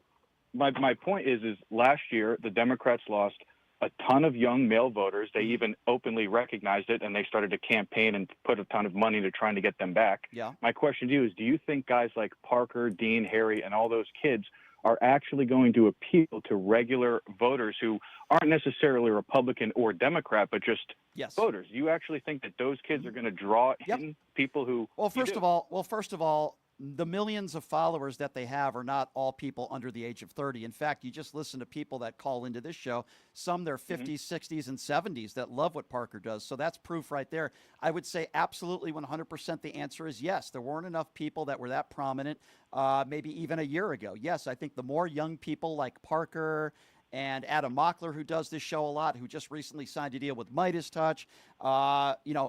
Beasley is another one that I think is doing a really good job. The more younger people like the Parkers of the world that are getting more involved with the huge platform that they have, yes, I do think they will appeal to people, not just younger people, but older people as well. There's a lot of my listeners. I have a pretty good audience. I don't have Parker's audience, but I have a pretty good audience, as you know, Dave. And a lot of the people mostly liberals. I wouldn't say mostly liberals. I would say mostly people who are anti-Trump, like me. I don't do a survey of are you liberal. There are some MAGA people that call in as well. But you're asking me whether they're liberal or not doesn't matter. You're asking me will they appeal to an older audience? They already are. I mean, no, I didn't say older audience. I'm saying the younger male, primarily male audience, because as you know, a lot of young males are shifting right, and a lot of young females are shifting left. Yeah, I understand, Dave. That. I understand what you're saying, Dave. That's the way I would answer that. I'm not asking you a gotcha question. I'm asking I don't think sincerely. it is. I'm sincerely giving you an answer. I don't think that's a gotcha question. I would say the answer is yes, and I certainly gave you my reasons why. Okay, Dave. So I answered your question best I could. And listen, when Parker comes back on the show, you're welcome to call back and you could ask him that yourself, because I believe Parker will come back on. But Dave, I did, and I wanted to pick his brain. I understand. Really you'll have the opportunity to do that. I promise you that, because I can tell you Parker will come back on sometime down the road. So Dave, you and I both know the Wall Street Journal is not going to put this out and lie. It would totally ruin their credit. And by the way, this is not a liberal publication. Donald Trump has already threatened to sue them. You know, Murdoch is not a stupid guy. Okay. They have the information that Donald Trump was told back in May that the DOJ told him that multiple times he is in the Epstein files. Now, assuming that that's true, let's just assume that that's true. I think that's a very fair assumption.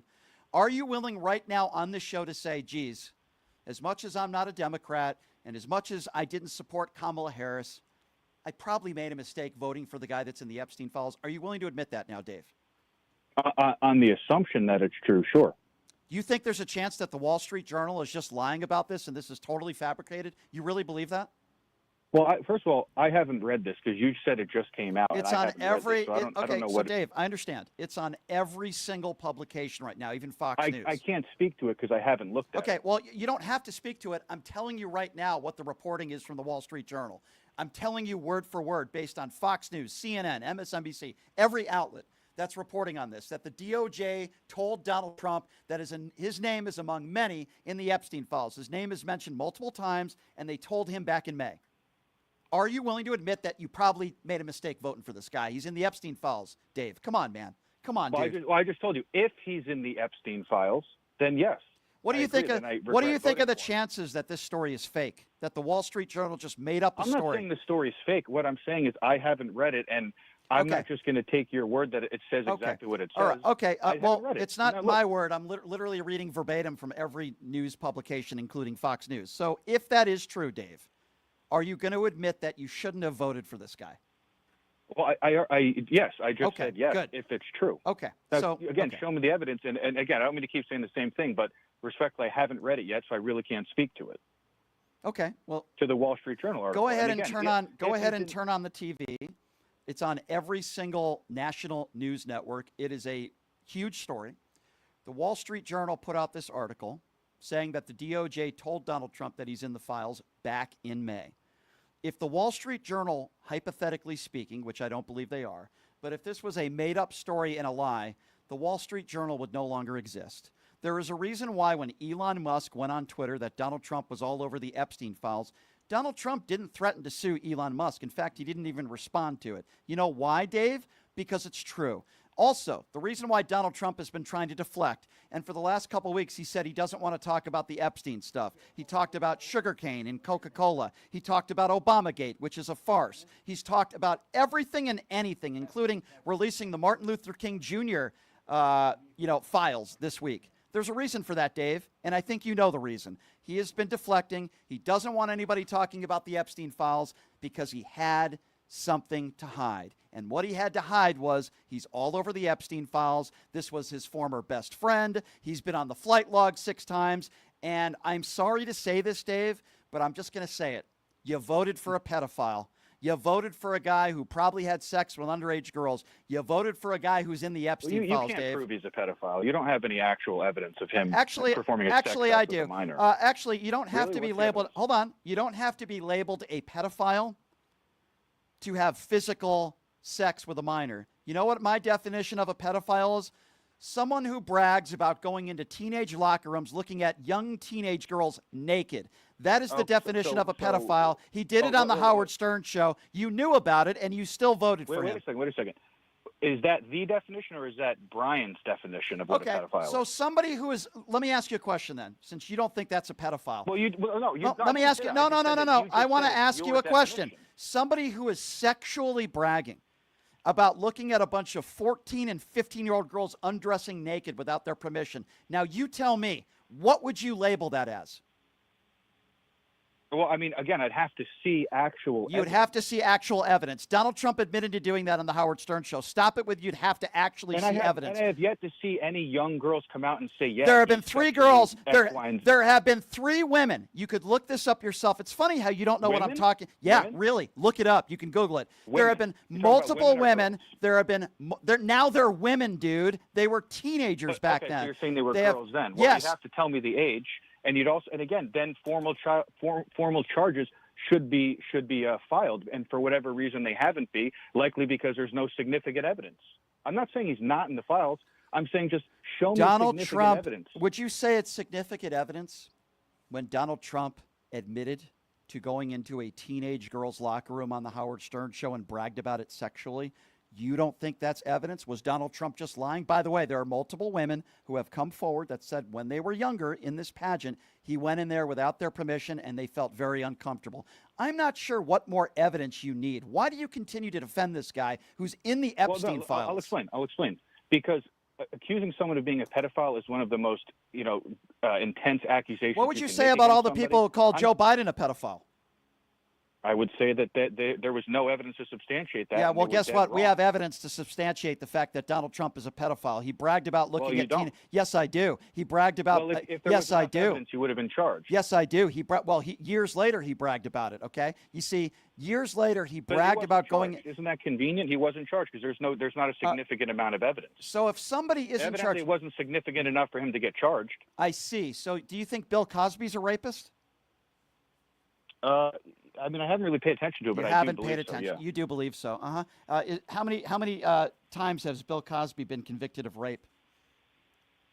I don't know. I didn't. You don't really pay know. attention You to don't his know. case. You didn't pay attention to it. Okay, I'm just proving the point that what you're saying has no credibility to what you're saying. With Bill, what do you mean no credibility? I didn't follow Bill Cosby. What does that have to do with anything? Okay, well, guess what? Just because Bill Cosby wasn't convicted for 100 or 200 rapes doesn't mean he's not a rapist. And just because Donald Trump wasn't convicted of having sex with underage girls doesn't mean he's not a pedophile, Dave. You keep making excuses, and you keep saying, well, I didn't read that. Oh, It's I not didn't an know about excuse. that. I'm saying show me significant Donald Trump, evidence. If the evidence was why won't Donald significant Trump? enough, they would have tried him. Why won't Donald Trump release the Epstein files? Why do you think that is, Dave? Use your brain for a moment.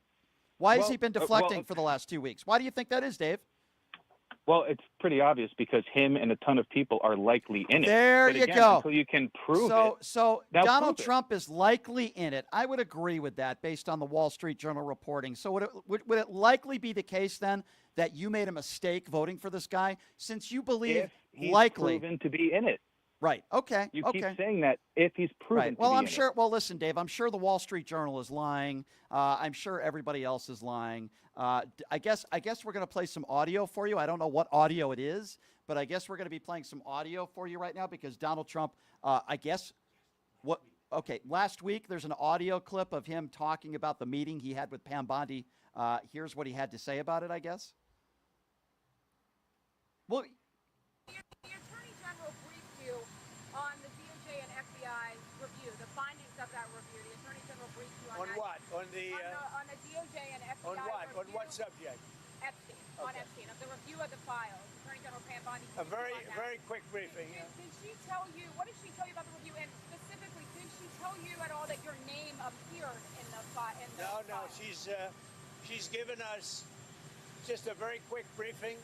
And in terms of the credibility of the different things that they've seen, and I would say that, these files were made up by Comey They were made up by Obama. They were made up by the Biden we went through years of that with the Russia hoax, with all of the different things that we had to go through. We've gone through years of it, but she's handled it very well, and it's going to be up to her. Whatever she thinks is credible, she should release. Yeah, but apparently what's not credible is the fact that he's in the files. Did you see the way he answered that question?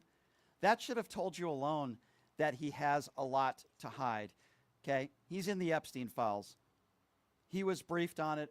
He was told back in May by the DOJ, according to the Wall Street Journal reporting. Let's get back to the phone calls. Let's go to Leon. Leon is next up on PTL. Hey, Leon, what's going on? Oh, man, Brian, just listening to that guy raised my blood pressure up. I mean, the MAGAs are in such denial. They're not going to call your show today because they know, they always knew that he was in the files, but they know that it has been confirmed. I mean, I would have been surprised if he wasn't named in the files, to be honest with you. But looking at everything that he's done, the totality of his life has always been some type of criminal activity. The pictures with a pedophile, a convicted pedophile, should have said everything. And one thing I will say is my mom always told me, you are who your friends are. You show me your friends and I will show you who you are. He's hung out with a pedophile. Therefore, he is a pedophile. And the report confirms it. Like you said, Brian, you wouldn't be surprised if he wasn't having sex with underage kids. Absolutely. I well said, my friend. And I completely agree with you. It's going to be so much fun to watch the MAGA base that have supported him try to curl themselves into a pretzel to try to do everything they can to make sure that these files are never released. Releasing grand jury testimony is less than 1%. He is in the Epstein files, and the Mike Johnsons of the world and everybody else, they're going to call the Wall Street Journal, the reporting, lying, then release the files. But they will not do that. Donald Trump is in the Epstein files, according to the Wall Street Journal, and we're also learning that the DOJ told them about this back in May. He's not mentioned once. He's not mentioned twice. He's mentioned at least 3 times in the Jeffrey Epstein files, among many other powerful people. And whoever those powerful people are, whether they're Democrats or Republicans, I don't care. Donald Trump's been lying to us. What a shocker. We knew that he was in the files. He was best friends with Jeffrey Epstein. We knew this. 702-221-7283 is the number to call. Let's go to Rebecca. Rebecca next on PTL. Hi, Rebecca. Hi, Brian. How are you? Good. A quick suggestion and then a comment about the Epstein stuff. Is it possible for you to keep a clip of Trump making those comments to Howard Stern, so when these idiots call and say, well, I never read it, I never saw it, you can go bam and play the clip? Yeah, well, they play stupid. Second of all, did you hear that Roy Black, who was Epstein's lawyer, he died suddenly last night? He died at the age of 80, and while I am not a conspiracy theorist, I do find that interesting timing. But yes, I do know that. I also find it interesting that the prosecutors on the Epstein trial with Maxwell were recently just fired as well. This is a massive cover-up at the highest possible proportions. We know that's why Donald Trump's behavior has been so bizarre over the last couple weeks, and he called some of his own supporters stupid. You guys are all suckers. Now, I knew you were all suckers way before this came out. You voted for a pedophile. You voted for a guy who's actually in the Epstein files. And you guys have been saying for years, the Clintons and the Democrats and George Soros and all these people on the left are pedophiles. Meanwhile, you're the same idiots who voted for the guy that's actually in the Epstein files. 702-221-7283 is the number to call if you want to be a part of the program. Let's see, who are we going to next here? Why don't we go to Kevin, if I'm not mistaken. I believe Kevin is next on PTL. Hey, Kevin, what's going on, man? Good afternoon, Brian. How are you today? Hey, good. What's taking my call? Sure. I'm gonna politely disagree with you in a way, and I think David kind of showed it best. I think what's happening right now, and again, this is my personal theory, the maggots are so. They're shown the light now. They've shown the fact that he's not going to end the war. He's shown the fact that Putin actually stood up to him. He's not owned by Putin. or people who own food. I think they're starting to see that he's got a lot of cracks in his foundation, and they need an out. They talk about a lot of people want to see the reports, to include a lot of Republicans are getting calls into their offices. I think one of them, that David Lawler said he had over 500 calls, and only 3 of them were about something else other than Epstein. All people want to see this. I think that they want to see it so they have the reason to stop drinking the Kool-Aid, because if they don't, right now, they're still drinking it. They're still sucking it down, and they don't care because they have to.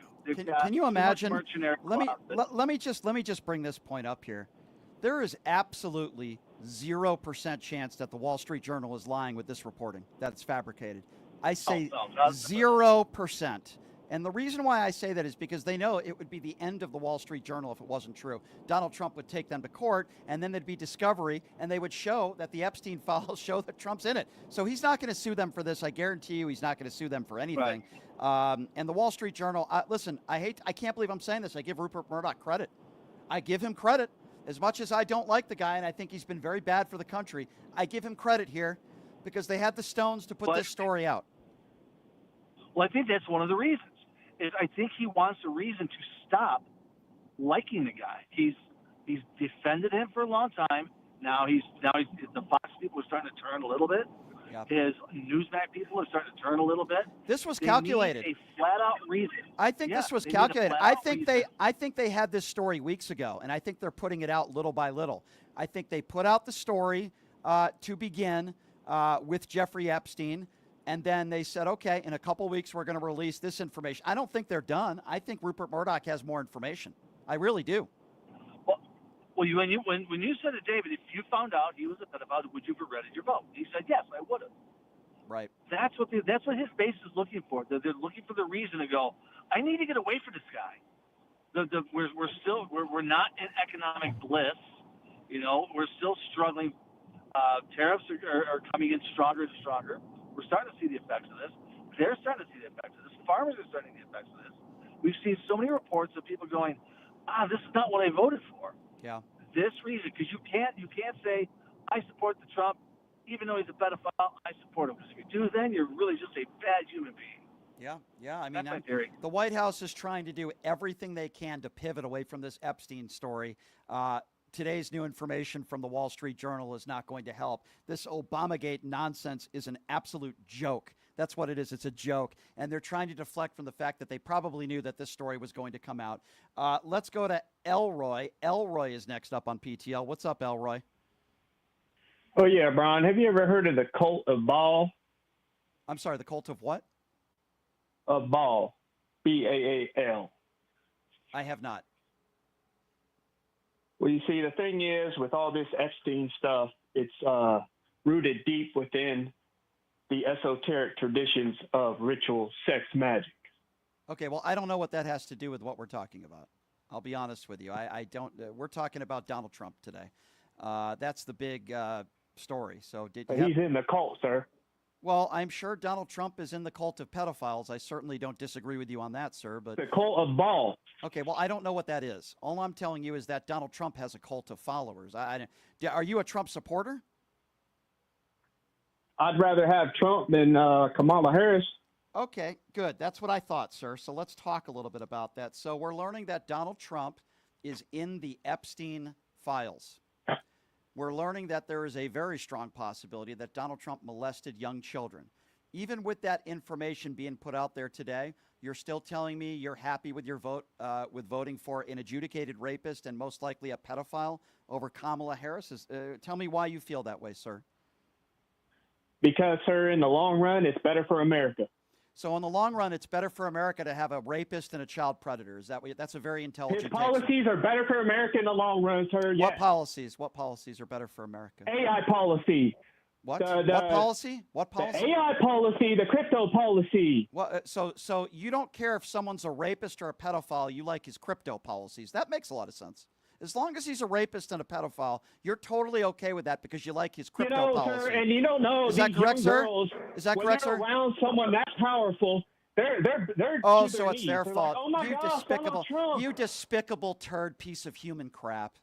You're gonna make excuses for Donald Trump possibly raping children, and your reasoning behind it and your excuses is, well, you know, he was a celebrity. Do you realize what a piece of human scum you sound like? If some celebrity, do you even have a daughter? Do you have kids, sir? Do you have any kids at all? Do you realize this? Yeah, answer my question. Answer my question. Do you have any kids, sir? The rich Do you have any kids, dumbass? Hey, dumbass, answer my question or the phone call's over. And they love. Okay, so if you have a 12-year-old, hey, shut up and listen, you despicable turd, you. You poor excuse for a human being. You're not. If you had a 12 or a 13-year-old daughter, because I can't imagine any woman would want to have sex with you to begin with, but let's just say, hypothetically speaking, a miracle happened and a woman was willing to have sex with you. Let's just say you have a 13-year-old daughter and Donald Trump raped her. Would you say to your daughter, well, you know, you shouldn't have done it because he was a celebrity? Is that what you would say to your daughter, you despicable turd, you? You didn't say anything about rape, sir. Get the hell off my show. You are just an embarrassment to human beings. You are so sick, you are. You still would be okay with Donald Trump being a rapist and being a pedophile because, geez, you like that crypto policy he has. You stupid idiot. You are despicable. Don't even call back to the show again. You're so dumb. Oh, my God. These people are sick. They're so lost and they're so gone. They are sick human beings. They are despicable. That guy is despicable. And even knowing that Donald Trump probably raped kids, his excuse, well, you know what? Some of these kids, they look up to them like they're celebrities, as if that makes it okay and it's not Donald Trump's fault. You despicable piece of human garbage, you. You're trash. 702-221-7283. Let's go to Tricia. Trisha's next on PTL. What's up, Tricia? Hi. I called you yesterday, but I got cut off too early before I asked a very major question to you. First of all, you talked about not having any hair. I wanted to remind you how sexy you, Brenna, was without any hair. So let me get that out of the way. So, okay, you could still be very sexy. Anyway, my main question, which I didn't get to ask yesterday, Brian, was why was this not brought out before the election? No one's talking about that, and I want to know. Here's what I think. I think there are also people on the left that are trying to protect people. I believe there's a lot of prominent people on the right in the files. I believe there's a lot of prominent people on the left. People are going to be exposed. Again, I can't imagine it's only Donald Trump and prominent people on the right. There's got to be some people on the left. And you know what? I say, release it all. Release it all. I don't care if you have an R or a D next to your name. Release it all. That's why I think this hasn't been released to this point. Expose every single one of them. I don't care whether they're a Democrat or a Republican. Let's go to Eddie. Eddie is next up on PTL. Hello, Eddie. Eddie, are you there? Eddie must have been a MAGA supporter who wanted to defend Donald Trump and then thought twice about it. Let's go to Jack. Jack is next up on PTL. Hey, Jack, what's going on, man? Yes, I was listening to the show, and I totally agree with you. I think everything should come out because I think there's a whole bunch of pedophiles in Washington on both sides. Yep. There's all kinds of people went to that island and had sex with underage girls. Yep. Dershowitz, David Copperfield. There's all kinds. Bill Clinton. You could just name them all. There's tons of perverts and pedophiles in Washington, and I think we should expose them all and take the whole government down. I don't disagree with you, but I got to tell you something. Every single MAGA supporter now who voted for Donald Trump that still supports him supports pedophiles. Let's just call it for what it is. I believe that Bill Clinton might be on the list as well. I wouldn't vote for Bill Clinton. Okay, I think he's done some horrible things in his life. But Bill Clinton is not the president of the United States anymore. It doesn't mean I don't want those people held to account if they are in the files. The guy who happens to be the president of the United States right now is in the Epstein files. And anybody who still supports him, I mean, I would have said this yesterday, and I have, but anybody right now who still supports this guy, who thinks they did the right thing by voting for this guy, supports pedophiles. You support child rapists. That's who you are. Oh, yeah, Donald Trump, he's a pedophile. He probably had sex with 10-year-old girls. Wouldn't He's a surprise sick, me. This is sick the same. man. Wouldn't surprise me, my friend. This is the same guy who said the one thing he has in common with his daughter Ivanka Trump is sex. This is the same guy who sexualized his daughter, called her voluptuous, and said if she wasn't my daughter, I would date her. 702-221-7283 is the number to call if you want to be a part of the conversation. Let's see. Who are we going to next year? Let's go to Courtney. Courtney's next on PTL. Hi, Courtney. Hey, Brian. It's Courtney from Brooklyn. Hey, Courtney. Hi. What's up? I just think that I agree with you that anybody that doesn't see through this now is insane because there's just too much evidence at this point. And the fact that they told him he was all up in the files and he's been hiding them, this is a mess and stupid at this point. I do feel I've been calling all of the people on the oversight committee today, though, on the Democratic side, because we cannot let the Justice Department go in and go see Maxwell without some Democrats present. They're just going to either threaten her life or offer her a pardon to lie about him not being in there. Yeah, I agree. And this is very dangerous. This is a mega story. John Bolton is now speaking on CNN, who used to work for Donald Trump and is responding to this. This story is not going to go away. It's only going to get bigger. I cannot wait until Caroline Leavitt has to do another press conference. Maybe Donald Trump won't be holding any press conferences in the next 24 hours. You know they're going to lie. They know they're going to deflect. But I'm telling you right now, there is no hiding. And to see so many of these MAGA Republicans that are going to be curling into a pretzel like they always do, it's sickening to me. It's sickening to me that the entire... And it's Obama crazy. Yeah, that's... This crazy about Obama. Well, that insane. Obamagate was only nothing but a deflection and a bunch of lies. But I'm very curious to find out, even the people that have been so supportive of Donald Trump and the people like Marjorie Taylor Greene who call lefties pedophiles every day, I wonder what they're going to say about this. The Wall Street Journal's lying. You see, they can't say that because there are people that have worked for the government way before Trump got there that know what are in these files. So they can't continue to lie. I suppose they can, but they have egg on their face. If you still support Donald Trump today, you support pedophiles. That's what you do. You support pedophiles. Exactly. Thank you for the call, my dear. Good to hear from you. 702-221-7283. Let's go back to the phone lines. Let's go to Ray. Ray is next up on PTL. Hey, Ray, what's going on?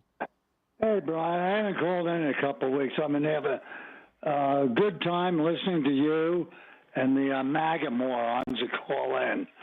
They're all the same. They either lie or use diversion tactics. And I'm tired of butting heads with my neighbors with this. But that's the way it is. I told my wife many years ago when Trump first ran for president, says he's putting himself in the public eye and everything he did bad is going to come out. If he wanted to keep all this undercover, he should have stayed right where he was. But isn't it so obvious, my friend? Look at the behavior of Donald Trump over the last few weeks, calling many in his base stupid if they even bring up the Epstein stuff. We knew that was bizarre behavior. We knew he had something to hide. It's so predictable. We have a pedophile who's the president of the United States. We know he's in the Epstein files. Now, I've been telling you he's been in there for years, and so many of you MAGA buffoons said that I was wrong. 702-221-7283. You voted for a pedophile. Let's go to Jerry. Jerry is next up on PTL. Hey, Jerry, what's going on? Hey, Brian. How are you? Good. Good. I got a question for you. There is now, first of all, this Wall Street Journal story is damning. This, before today it was speculation. Now it's, we're looking at for real. This is the boom. This is the mic drop. This is it. Yeah, he's in the files. He's a pedophile. Yeah, I don't know how they're going to run. For you. I don't know how they're going to run away from this one. I mean, what excuses could they make? Know. Oh, the Wall Street Journal, they're lying. I mean, yeah, I'm sure they are. I mean, what can they do here? Well, they can't do anything except lie about it, which is what Trump's been doing for years. Yeah, and then the Wall Street Journal should sue Donald Trump. That's what they should do. Yeah. Oh, that would be beautiful, wouldn't it? Yeah. I got a question for you. Yeah. The other day, I was on YouTube and watched a video that was kind of interesting, and I don't know what to make of it. It was the supposedly the leaked Katie Johnson deposition when she was trying to sue Donald Trump, and it's only a partial deposition, but if it's true, this is damning as well. She gives specifics about what happened. Listen, it's damning to everybody in the Republican base. Donald Trump has hijacked the party, and the person that has hijacked the party is the person that's in the Epstein files, and they've all been defending it. And I got to tell you, people like Thomas Massie, I got to give him credit because he's been pushing the issue. I got to give some people credit that I'm not very fond of, people like Elon Musk. I wonder what Laura Loomer is going to say today. She's been blaming Pam Bondi. When is she going to put blame on Donald Trump? 702-221-7283. Let's get back to the phone calls. Let's go to Gilbert. Gilbert is next up on PTL. Hey, Gilbert. Hey, Brian, how are you? Good. I had a quick question. Where's Ivanka in all this? Where's she at? Where's who? Oh, Ivanka. She's been remaining, it's a good question. She's been remaining very quiet with Jared Kushner. They have distanced themselves from this administration. But, yeah, I would love to know what his family members are saying behind closed doors. Remember, it was Don Jr. that was tweeting nonstop about the Epstein files. It was J.D. Vance that was talking about it not that long ago. Dan Bongino, Kash Patel, they were talking about the Epstein files nonstop. Now, all of a sudden, they want the story to go away. Geez, maybe this is why, because Donald Trump's all over the Epstein files. 702-221-7283. Let's get back to the calls. Let's go to Frank. Frank is next up on PTL. Hey, Frank, what's going on? Thank you, Brian, for taking my call. Sure. He's in, I believe that when the story came out years ago, yeah, I believe he was a pedophile and he was involved. And yesterday, I was listening to you when Mark called in and got on about Nicole. Yeah. I was irate. And I don't blame you for being irate with that man. He is so ignorant. He makes stupid people look smart. That's Donald Trump's base, isn't it? Isn't it, my friend? Donald Trump's base are people that are very stupid, and any powerful woman that's attractive, they're scared of. They see as a threat, especially a woman of color. Thank you for the call, my friend. Again, covering the breaking news that it appears as though Donald Trump is absolutely in the Epstein files multiple times. Joe Walsh, who's a friend of the show. Maybe we'll try to have him on again tomorrow if we could get back to what Joe Walsh just said, because I can't. Joe Walsh, that's okay. We'll get back to it. 702-221-7283, the number to call. Joe Walsh said, I've gotten pretty much the same from most Trump supporters these past few hours, and I'm looking at Trump supporters saying, Joey did a 180 so hard, the Lolita Express had to recalculate its flight plane, and talking about Joey Manorino, who happens to be a far-right Trump supporter, making excuses about the Epstein files. 702-221-7283 is the number to call. He said being in the Epstein. All right, being in the Epstein files does not mean you're a pedophile. Joey Manorino, a right-wing turd, is now apparently saying just because you're in the Epstein files, you're not a pedophile. I mean, absolutely absurd. 702-221-7283 is the number to call. That's going to be the new MAGA excuse. Just because you're in the Epstein files, it doesn't mean you're a pedophile. Let's go to James. James is next. What's up, James? Yeah, hi. There's, outside of Trump and all this hysteria, there's one big thing that everybody's missing is the cover-up for the European Union and the Crown. And those are directly involved in that side, in which actually our direct number one ally is direct influence to our entire administration and elections to begin with. Mm-hmm. What I would like to know is where's Harriet Prott, Dr. Harriet Prott? She has the receipts on all of it. Well, she might. I think that's a really good point, my friend. By the way, and thank you for the call. I have to get to the YouTube Super Chat because we haven't done that yet. And I know there's a lot of people that want their questions and comments to be heard. We're also following, of course, the breaking news, which is that Donald Trump is in the Epstein files multiple times, according to the Wall Street Journal. Lori says, Parker, sorry about your dog Dozer. We lost our dog Chico a few years ago. He was 19. Thank you, Lori, for that. We certainly appreciate that. Again, the breaking news, the Wall Street Journal is reporting that Donald Trump has been in the Epstein files at least several times, and he was told back in May. Lori says, Brian, I need everyone to watch a Mehdi Hassan debate with the far right this last weekend. It's scary. I actually saw it yesterday. We want to get Mehdi Hassan on the show, hopefully sooner than later, to talk about that. I actually have someone that was a part of that group that might be coming in studio on Friday. We're working on that. Alexa says, I will be voting Democrats in the midterms in everybody vote and never stop voting for humanity. Completely agree with that, Alexa. 150% on that one. Thank you very much.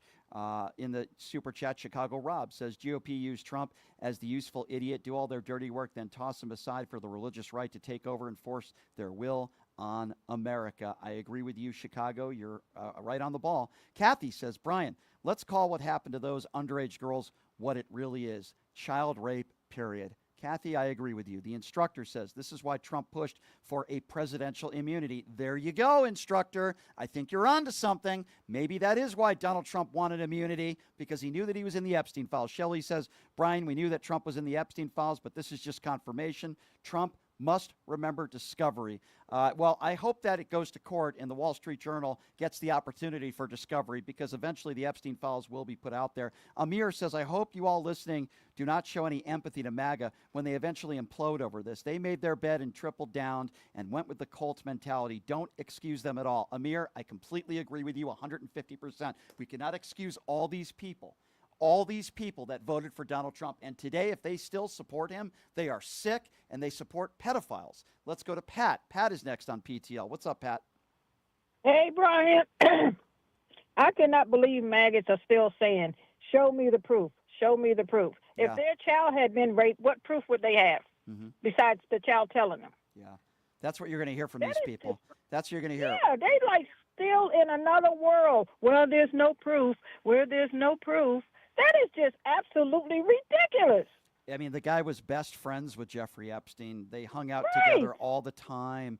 And then we're supposed Just to be... like the guy said, what you hang around is what you become. Yeah, you are who you hang out with is the saying. That Exactly. You are absolutely right, my dear. You are who you hang out with. Donald Trump Exactly. was once best friends with Jeffrey Epstein, and I appreciate your phone call, and you are 150. Thank you so much. Keep doing what you're doing, Brian. Thank you. I appreciate that. More reporting that we are learning is FBI Director Kash Patel has privately told over government officials that Trump's name appeared in the files. That is according to Will Sommer, a prominent person who went on his social media platform that apparently, according to the Bulwark, that they're also reporting it, that and the Wall Street Journal reporting it as well, that that FBI Director Kash Patel privately has said to people within the administration and people around him that they knew that Donald Trump was all over the Epstein files. So, folks, this story is not going away. It's not going away. We're going to continue to cover it tomorrow. I'm going to continue to be working hard for you and covering it throughout the day.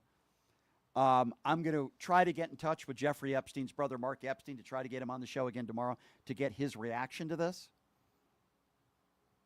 But again, just to backtrack and take a breath here, because this is a very, very big story.